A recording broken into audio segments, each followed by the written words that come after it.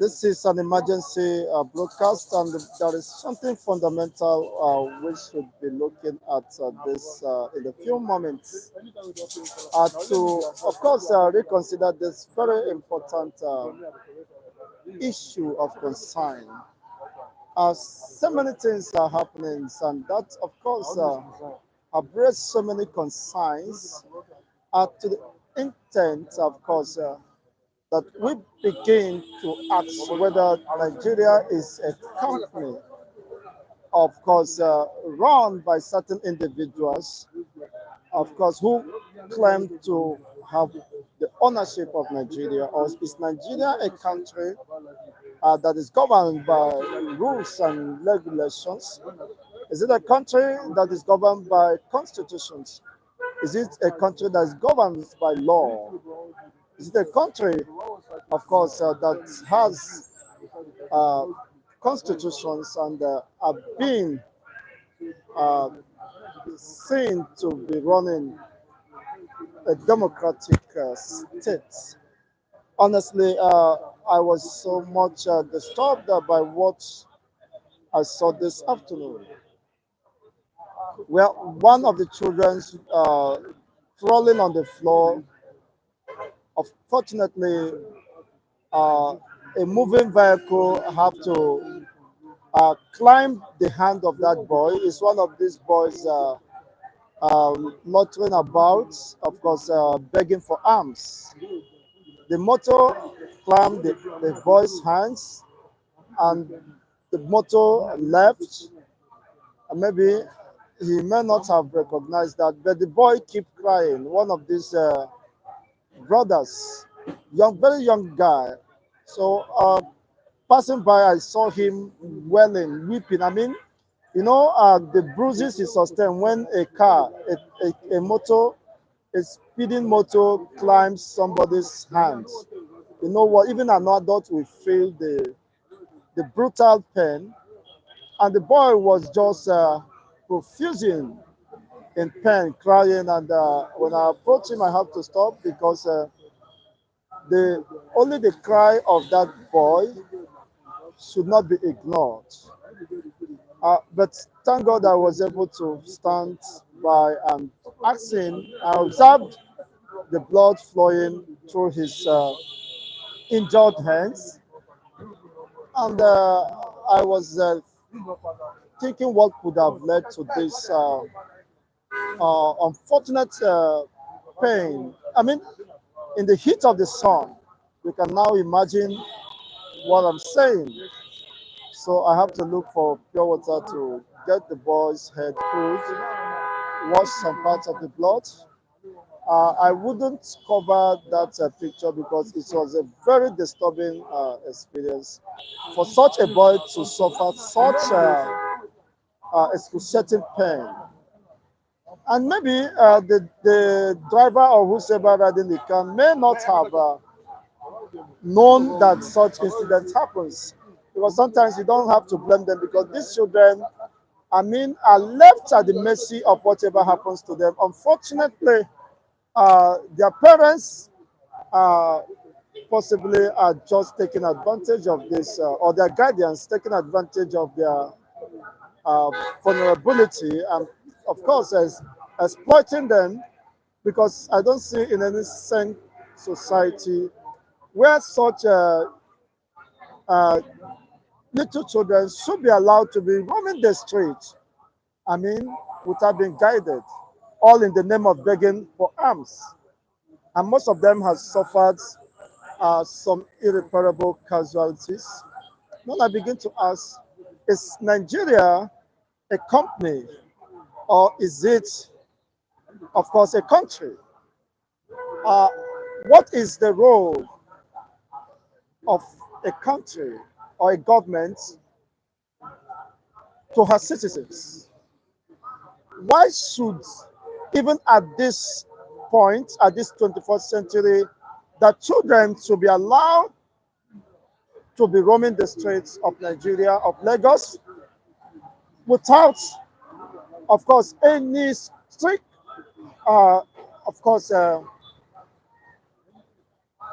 compelling or something or compelling others that will constrain the parents or the guardians from allowing these children to roam the streets. The boy is now in pain, and unfortunately, you know how best the Nigerian state is, especially on Sunday. You don't have anywhere. You may rush out to get something to treat the guy, but I could only just do the little I can and just wash the blood, this, of course, and get him something to cool. But that is not it. That could not solve the problem. Why is it that with what that is happening, children are not prioritized? Why is it that the system does not take as a priority the welfare of the citizens, most especially the younger, the tender ones? They don't care about the elderly ones. They don't care about the tender ones. Even the children are not protected by the law. If actually there is any law that recognizes the rights of a child, because if there is any law that recognizes the law of the child, the government should be held responsible, because it is an abuse, a flagrant abuse of the rights of the children to allow them loitering, roaming the streets without any proper guidance, left at the mercy of what most of them fall victims of ritualists, victims of sexual abuse, victims of course, uh, organ harvesters and all that. We begin to ask, with Lagos being at the center of excellence, what is the government doing, of course, to curtail the excesses and abuse of these children? Most of these children are being hired by some merchants, I may say, who hire them on daily basis to be begging on the streets of Lagos, and at the end of the day, of course, have a return. They will cash out, exploiting the vulnerability of these children at the, of course, expense of the sympathizers. Sometimes these students are left, unfortunately, hungry, under the sun, under the rain, pursuing after the passerbys. Sometimes have been knocked down by the unfortunate, of course, busy uh, Lagos, the busy streets of Lagos. And sometimes most of them die. Of course, I saw one that was brutally, uh, of course, injured.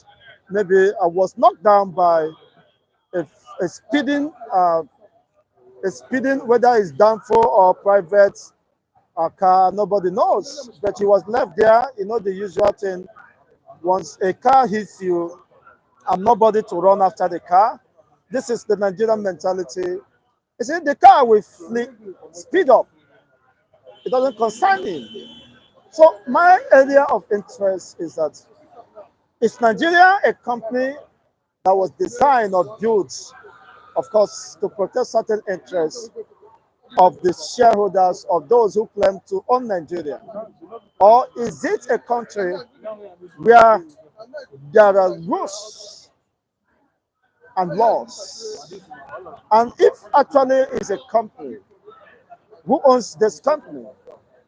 And how is it that, of course, the masses are left at the mercy of this merchandise, who take undue advantage of virtually everything, virtually every sector? Things have not changed.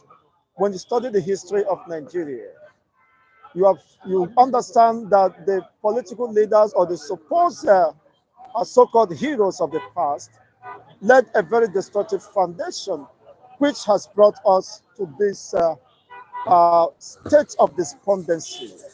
I was so saddened by, of course, having such child, very tender little child, suffer such brutality. And most people pass. Well, I wouldn't want to blame them, because this is a Lagos where everybody is to himself, and God for us all. So if you're busy, let the devil takes you.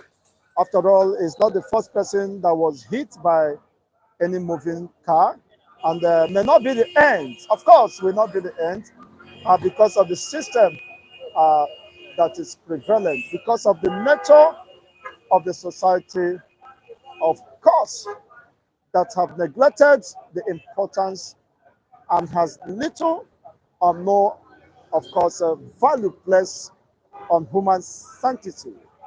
In a safe society, what would have been right is for that man or the woman or whoever is riding the car to stop and pay attention to that particular child before, of course, continuing his journey. But that seems not to be the case, especially when nobody is there to catch up with him. But of course, morality should have informed us uh, to place priority of life of such a vulnerable child, whether, of course, the society recognizes he exists or not. It is quite unfortunate. The abuse of children, of course, especially in this Nigerian society, is quite alarming. Uh, the major concern is those roaming the streets. Up to now, most of them, you see them, they are being, of course, imported from different parts of the country, especially the northern hemisphere, down to Lagos, only to beg for arms. And most of the arms they collect at the end of the day, they do not benefit from that. I've seen a scenario where one of those beggars took out of the money he was given to buy a mineral. I saw the kind of beating, the caution that was given to him by the supposed managers. You see, most times if I care to give them something, I would rather locate any, of course, any close by what you call in or mama put, get the food or get preferably mineral or snacks or egg roll. Let the child eat it. It's better than giving him the money because the money will have no value, will not affect his life, or give him the food to eat because once the money gets to the hands of these uh, cruel managers, they will only, of course, put those children out and take the money smiling to the banks. It's rather unfortunate. It has almost become a very lucrative market or business within this part of the country. Why should the vulnerable children be exposed? Most of them having different degrees of ailments or disabilities, and they're being exploited, and the government is not paying attention. Why should that be? Most of them, of course, hang around with bags to collect money for their medical, of course, treatments. Unfortunately, months, years after, and after such collections or whatever, such treatments are not being, such issues are not given, of course, the prompt response or concern, attention that is needed. And this is the area we begin to ask. If the government has become so hostile to her citizens, would that also be extended to these children? What is the government? I'm calling the attention of the government of Lagos State to begin to look into this very uh, important issue. It has becoming of is becoming rather, of course, a societal uh, nuisance, constituting nuisance to the society, and the rights of these children should be protected. So enough of this exploitation, enough of this uh, uh, indecency in the society. No matter how handicapped and vulnerable these children are, or how disabled they are, they should be given the right to live. They should be given the sense of belonging. Unfortunately, they are almost at the mercy of those supposed supervisors or contractors who contract them on daily basis just for the very purpose of exploiting them, using them, turning them as, of course, money-making machines. At the end of the day, without a proper care, attention be given to them. I felt very bad about this, and I believe that any responsible and right thinking, of course, humanity or mankind would also feel the same way I feel. It was a very gory side, very disturbing side. So I couldn't capture it because I wouldn't want to have that or remember such experience. But this has been a recurrent decimal and experience, of course, as far as Lagos and Nigeria, most pronouncedly Lagos State, most pronounced in Lagos State. You see, and I don't know what the government of Lagos, under the, of course, leadership of uh, Sawolu Babajide, is doing to arrest such uh, uh, unruly behaviors and abnormalities by the supposed adults who turn these children and abuse them emotionally, psychologically, even physiologically, because the child, the car climbed his hands, nobody to care for him. He has been crying, his eyes out. Unfortunately, there are no available first aids. We only apply the, of course, the cold water and order to wash him and cool his body. But beyond that, I think he should be given a first aid, adequate first aid, or be taken to any hospital, and the government will be able to take, of course, and fit the bill of these emergencies. So, and sometimes if you want to intervene as an individual, they might mistake you for the person who, of course, crossed or who hit the boy. But whatever happens, the important thing is that how long shall we continue to live in such, in fact, the better word is destructive society, where the psyche of an average child is corrupt, has been abused, the emotions has been abused, and even the psychological, physiological state or health of such children are being abused. The government will be very fast to tell us that over 20 million out of school children, of course, Nigeria has over 20 million out of school children. But what is the government doing to get them out of the streets? Of course, this child forms part of this out of school children. What is the government doing with the statistics? What is Lagos State government doing? Is it not possible to get, of course, a learning center for these children, no matter their challenges or physical challenges, disabilities? They should be made to feel, of course, the sense of identification. They should be shown love. They should be given the right to express themselves. See, there are some skills they might be engaged in just to make their life better, and use such opportunity, of course, to teach them certain things, either vocational, of course, acquisitions or whatever that will make them, of course, feel being part of the society. They may not literally make use of it or maybe in search of job, or no, that is not what I mean.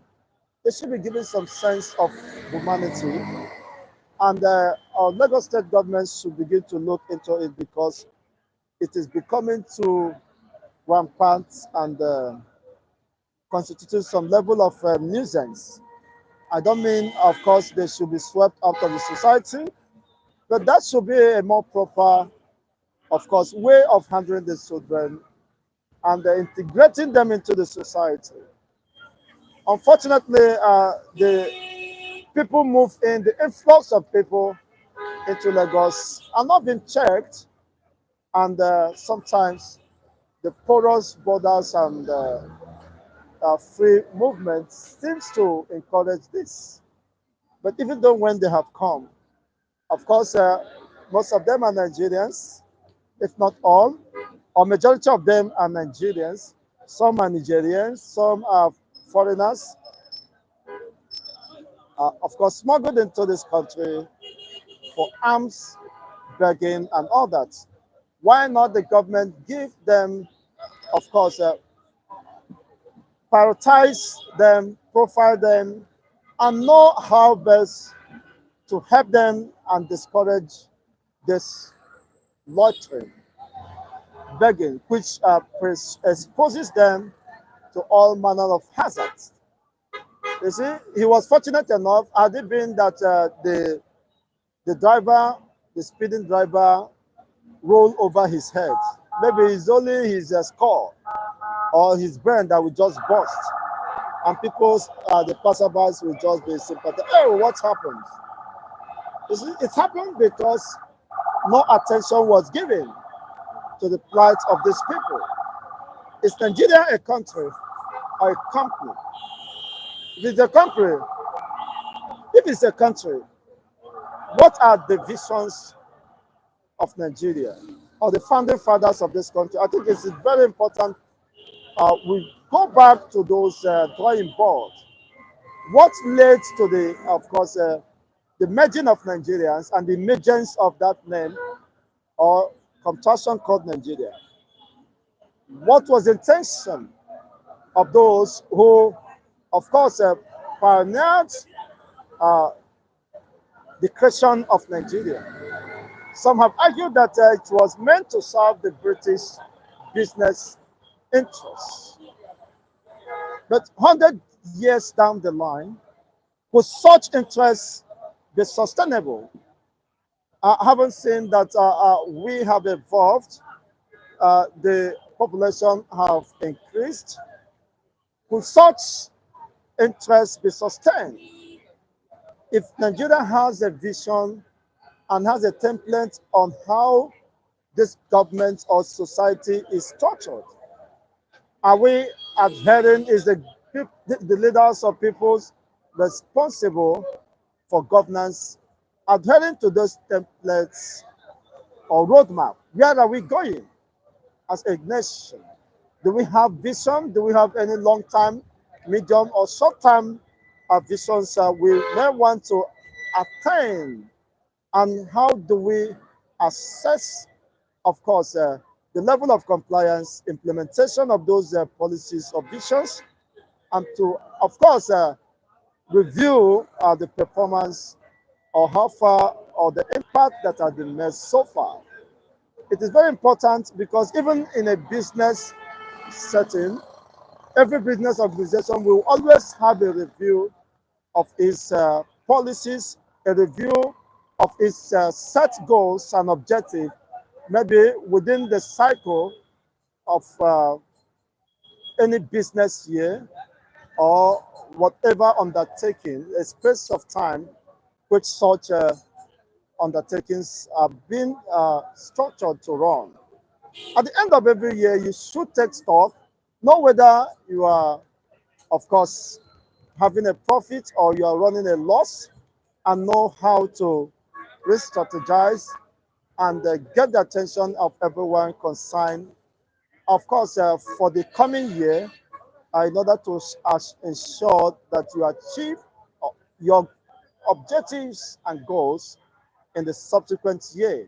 If not surpassing it, you should be able to get some more, of course, uh, recognizable and realistic progress should be made. But is that the case with Nigeria? Is that the case with Nigeria as a country. It's rather unfortunate that people are not beginning to ask questions. Some are apprehensive of whatever will happen to them. Some are indifferent, possibly because their life are well positioned. Of course, they are not being affected directly by the mishaps, by the economic mishaps, by the social disturbance, and of course the spike of insecurity across board. But one thing is important: if you're not affected today, the possibility or the tendency or probability of you being affected, of course, anytime in the future is there, either you or your children. So if you make the society or you are not careful or you don't care about what is happening in the society today, yes, you might become a victim of the same society, of the same cruelty that is perverting the entire society. So everybody must rise, of course, at this particular time and hold the government accountable. How do we begin? How do we start? Has been the endless rhetoric. Some say who want to die. It's not a matter of who want to die or who want to live. What is the essence of life if the purpose is defeated? That is the fundamental questions everybody must ask. What is the essence of existence? What is the essence of life if the purpose is defeated? We cannot continue to live like animals. We cannot continue to be treated like animals. Within the human society, where possibilities abound, where leadership should not be an impossible task, where accountability on the part of the leaders or supposed political office holders should not be seen as something impossible. The government or those within the corridor of power should be, of course, responsible enough uh, to give account and be responsible and accountable to the people. But sometimes, because nobody is mounting this pressure on them, they feel that Nigerians are cowards and, of course, they could do whatever they think they deem necessary and get away with it. A country where you see the Minister of Health embezzling the money that was meant to facilitate and equip the health sector, the health system, and that resulting to the casualty, the mother to child mortality rates keep soaring, and people will keep quiet. You see the criminal being celebrated.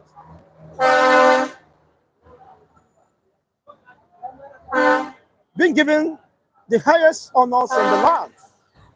I mean, criminals who have robbed the country.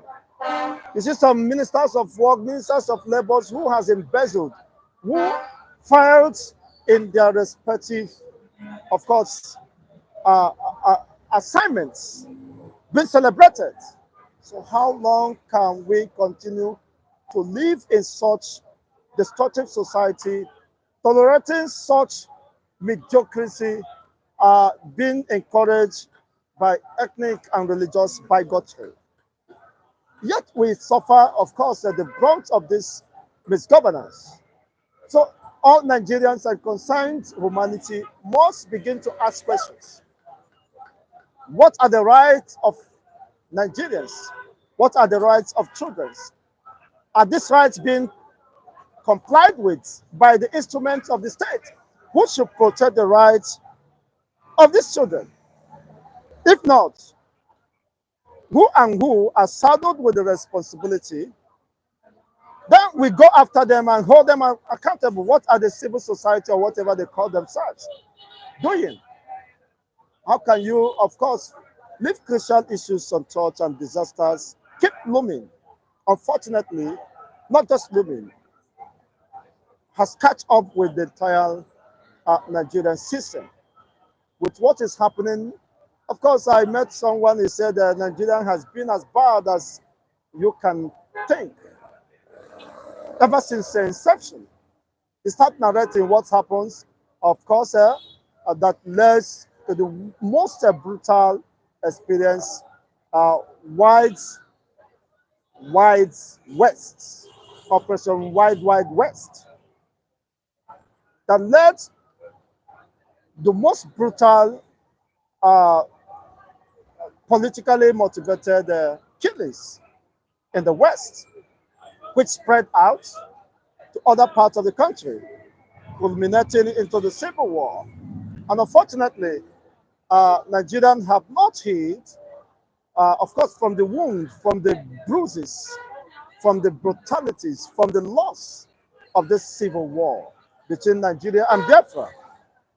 That is why, of course, today, rather than healing, and ensuring the coherence of different regions to make us better, unfortunately, we are worse for it. I mean, the Nigerian state is worse for it. You see, the civil war has not taught us any lesson. And what is happening today is that the system or the tactics have shifted.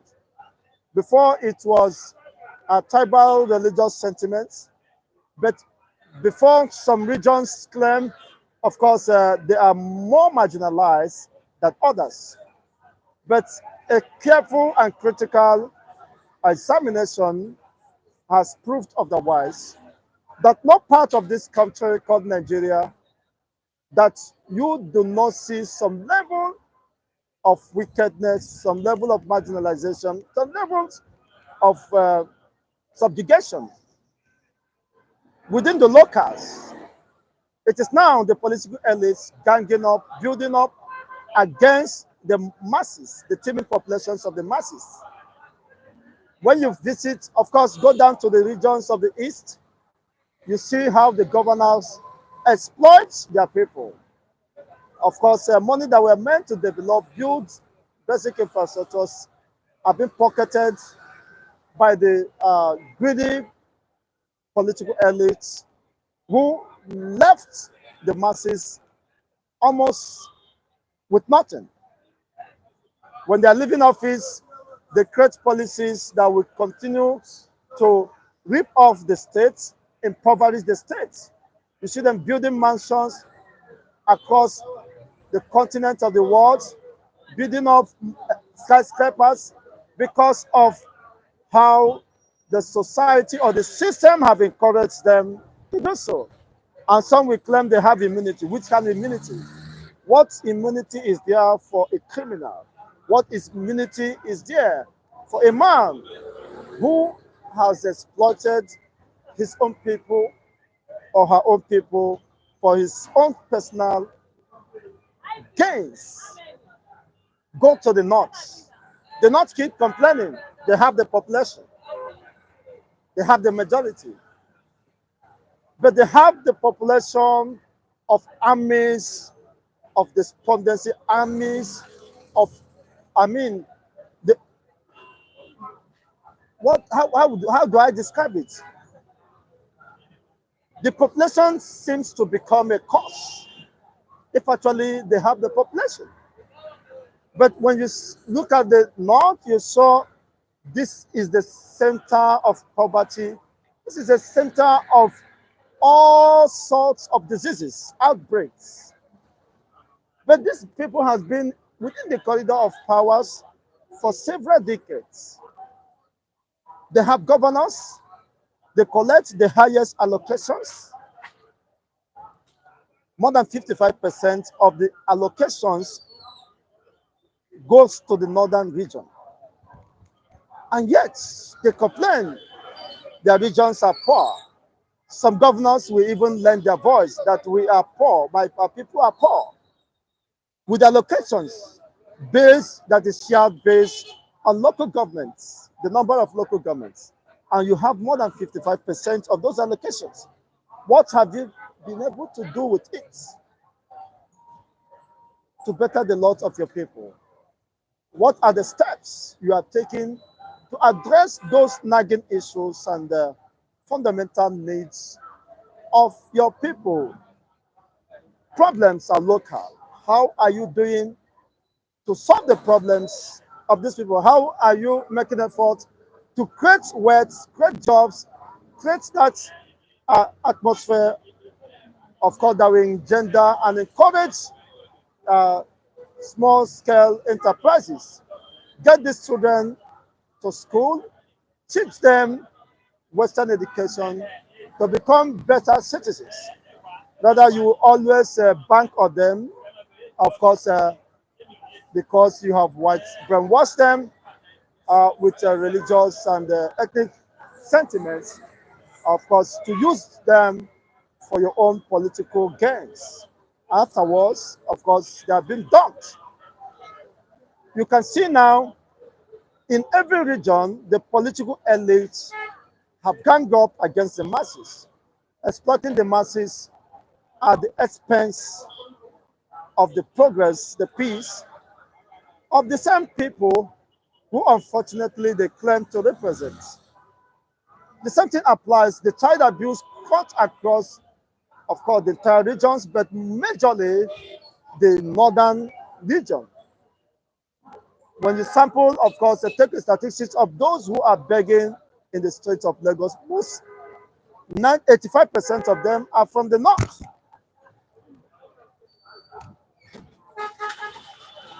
85% of them are from the north. So what the hell is this? What is the essence of the sharing formula based on local governments? What is the government doing?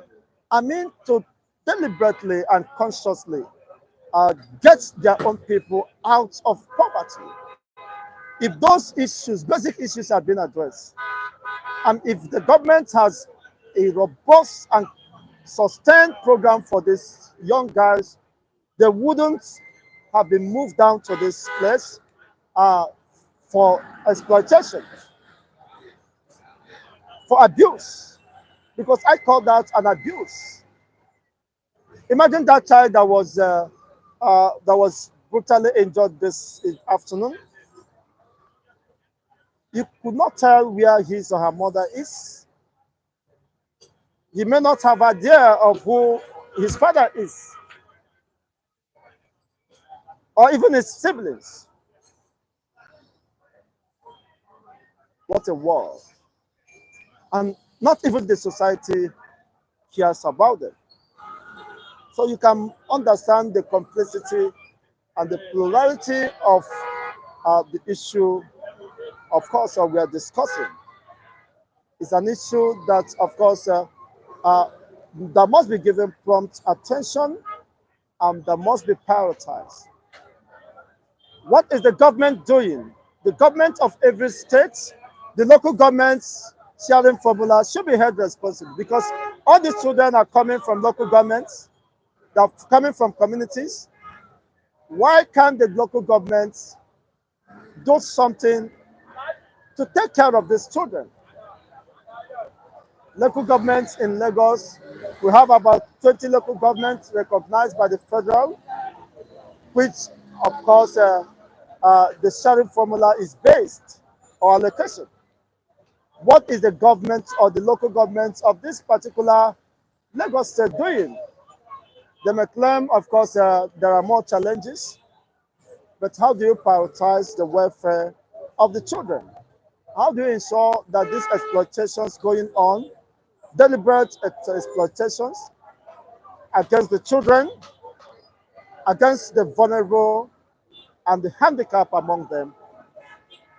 Most of them, if the government has provided a center where most of these diseases can be treated, and force everyone not to take these children to the streets.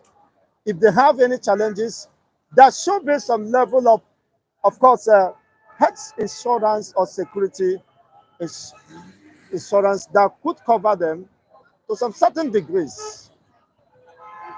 We have a country where snakes, lions, chimpanzees swallows billions of naira, and yet no one is left for these vulnerable children. Those who followed it get more fatter. They have been celebrated. They have been given, of course, uh, conferred with national honors.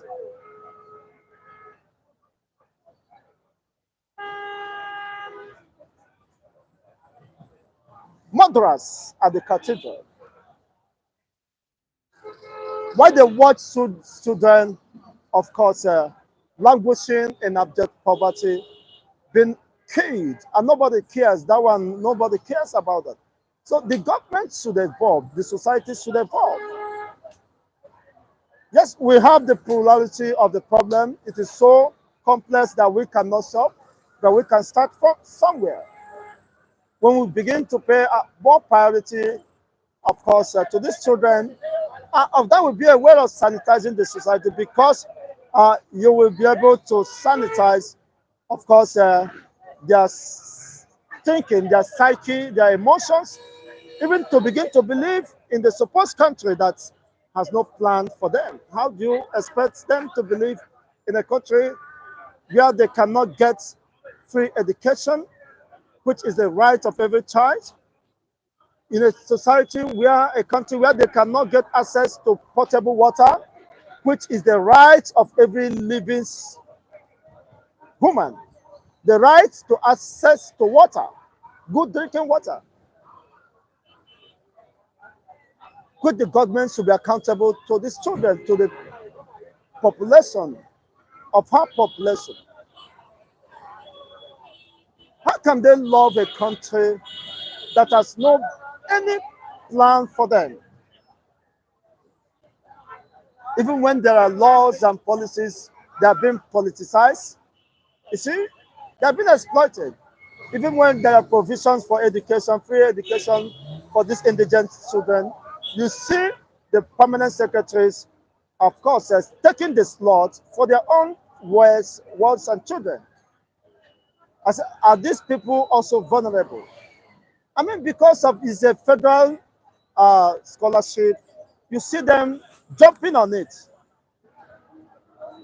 giving their children their ward the slots.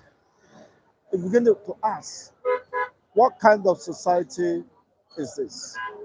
I mean, the problem is too, of course, cumbersome, that we may not, of course, reiterate, we may not finish discussing this issue in a day, in a week, months, or even years. Because Nigeria has been as long as 63 years after independence and 100 years after, of course, the amalgamation, which expired in 2013. And people have been calling for a confederacy, for a national conference to be convened where issues of national concern bordering on different ethnic nationalities that makes up this country should be brought to the table and discussed the way forward. And the template on which this consultation should be run, as slightly submitted by, of course, the left said that Nigeria is a mere geographical expression, not yet a nation. Then when shall we rise to build the nation? A nation where the rights of the citizens, of the children, should be given priority, should be prioritized. No child deserves to go hungry, but you see millions of children malnourished, abused on the streets of Lagos. Sometimes you begin to ask whether even the parents or the guardians have any idea that children are being targeted, that children have become victims of this vulnerability, victim of the societal, of course, vices. I wonder if they do, or because of the poverty-stricken nature, most of them are hawking, most of them are sent out on the streets begging as a means of survival. Well, I am not saying there is anything bad. If you're led to give anyone something, well, you can, of course, but my own style differs. Yes, I would rather devise a means to touch the particular life, or rather than giving money. Sometimes I do, but I place more priorities on making sure let the person eat the one he see. You see, because if you hand over the money to him, he might not enjoy or benefit from the money. So, but above that, we must rise to begin to hold the government accountable. You can see the blaring of these heavy trucks. In a such society, these trucks should not be moving at this time.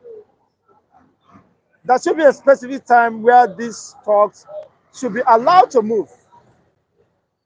You can see them.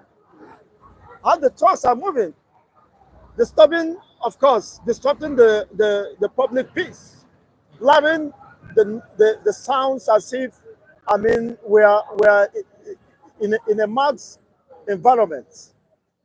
That is what we are saying. Things shouldn't be configured like this. Society should not be designed to run in this way, where there are abuse, everything, everybody does what he thinks he can do his best at, not without any regulations, without any constraint, without restrictions, or there are no laws. Even though there are laws, some people are considered to be above the law, and it doesn't matter, especially when their interest is not at risk. So anybody can go to hell, provided their interest is protected. And unfortunately, we are not holding the supposed lawmakers accountable, because they are responsible for whatever has happened to this country. Because if we continue to complain that the military, the constitution was drafted by the military, then what are the civilians who constitute the National Assembly doing to rewrite the wrongs we call the constitution, drafted by the military? We have civilians who claim to be the representatives of the people.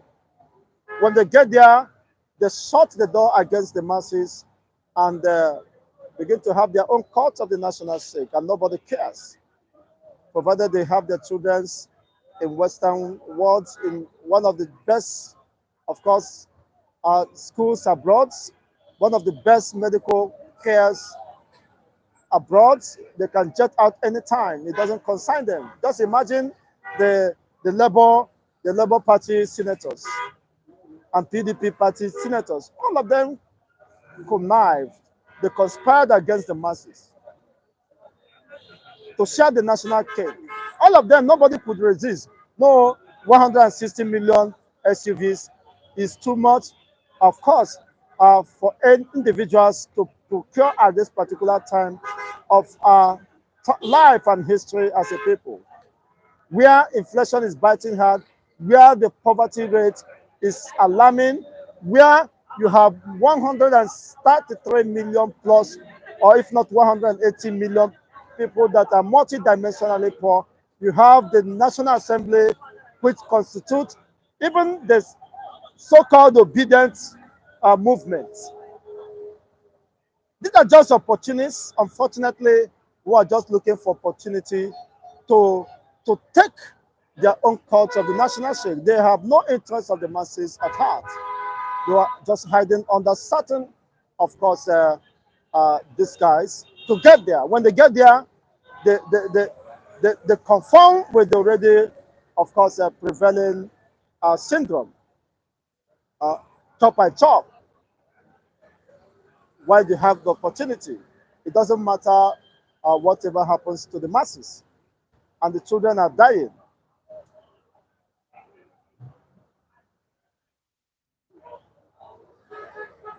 I was touched by the cry of this child. He was crying profusely and mercilessly. Maybe not crying to his father, because he might not know who his father is. Maybe not crying to his mother, because he may not have set his eyes on his mother. Maybe crying to the society that does not care about his existence. crying for society that have abused his life, crying for society that does not have empathy, of course, for what he is passing through. I saw the level of crying, and I could read directly from the tears running down his cheeks that this is a cry of agony, the cry of rejection, the cry of bitterness, the cry of a child that have been rejected by the society, a cry of a child that have been rejected by her own government, the cry of a child that is so hopeless.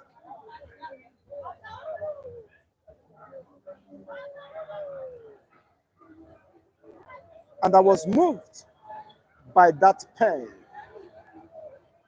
to make this video today. I wish this video can go viral. I wish the appropriate authorities can get this. And if they still have conscience, they should begin to have a rethink. You have gotten the SUVs, and so what? Is that the end of life? You have collected your bags full of dollars and what? And so what? Does that make you a superior human being?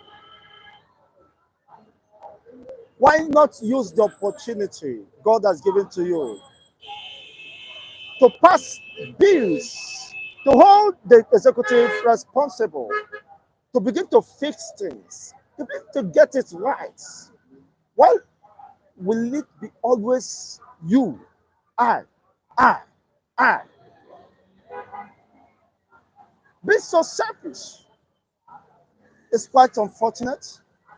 Honestly, on this note, I will want to wrap it up here. But the cry of this child will continue to reverberate because it is echo. Echo is a disturbance, it's an energy that is being transmitted from one point to the other. The cry of this child today, will continue to haunt those who has abused these children. We continue to hurt those who, of course, have the opportunity to better the society for the common good of all and refuse to do same. It will continue to hurt those who refuse to fix the economy, who refuse to build basic state-of-the-art facilities for the health care of these children, who refuse to deliberately, of course, have programs that will take care of these children. The cry of this boy today will continue to haunt them and haunt their generations unborn. That is my submission. I leave you with this final submission. What is the essence of life if the purpose is defeated?